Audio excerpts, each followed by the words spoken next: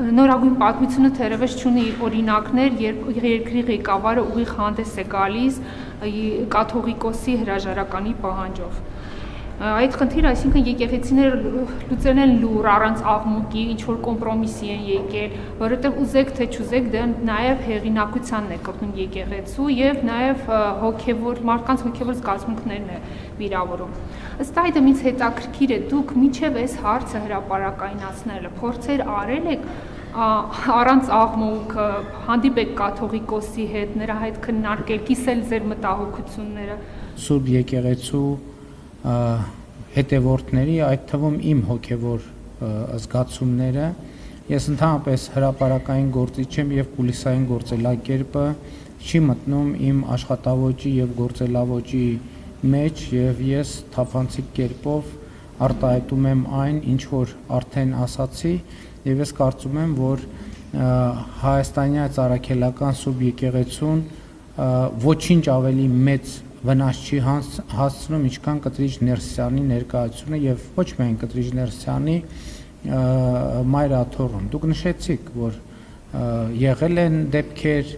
այդ թվում կուսակրոնության խախտման եւ այլն, բոլոր այդ դեպքերը, որ եղել են, դուք դրա մասին ինչպես գիտեք, դրա մասին եղել են հրապարակային քննարկումներ, հրապարակային հետևանքներ, հրապարակային հրաժարականներ եւ ուզում եմ ասել, որ նաեւ ժանրը, որը դուք ձևակերպեցիք, կարծում եմ որոշակի բովանդակային ճշգրտման կարիք ունի եւ մենք ոչ թե ուղակի կամ դա պահանջի ժանր չէ, որ ինչ որ մեկը պահանջում է Կտրիչ Ներսյանի հրաժարականը, մենք ասում ենք, որ process-ը սկսվել եւ նա պետք է գնա այդ տեղից։ Այսինքն այստեղ ընտրության հարց չի կտա հրաժարական, թե չի տա, ինքը պետք է գնա այդ տեղից։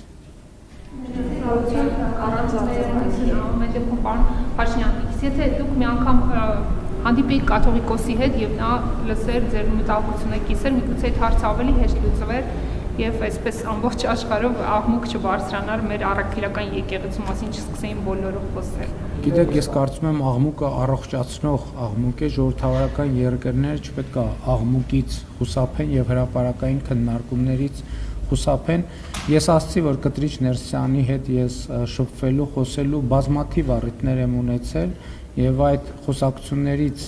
իմ ստացած տպավորությունն է, այդ թվում իմ համոզման պատճառը, որ նրա ներկայությունը Մայրաթոռ Սուրբ Էջմիածնում աղետալի վնաս է հասցնում հայաստանյան ծառայելական Սուրբ եկեղեցուն, ինչպես երեք ազգային ժողովում առիթ ունեցա ասելու, իմ ժամեր, օրեր տևած խոսակցության ընթացքում ոչ մի անգամ որևէ անդրադարձ չի եղել հոգևոր թեմաներին, ես ինձ իրավունք չեմ վերապահել իր ներկայությամբ ինքս այդ թեմաներին անդրադարձ կատարեմ, իսկ ինքն էլ անդրադարձ չի կատարել, որովհետև դա իր հետաքրքրությունների տիրույթում պարզապես չկա։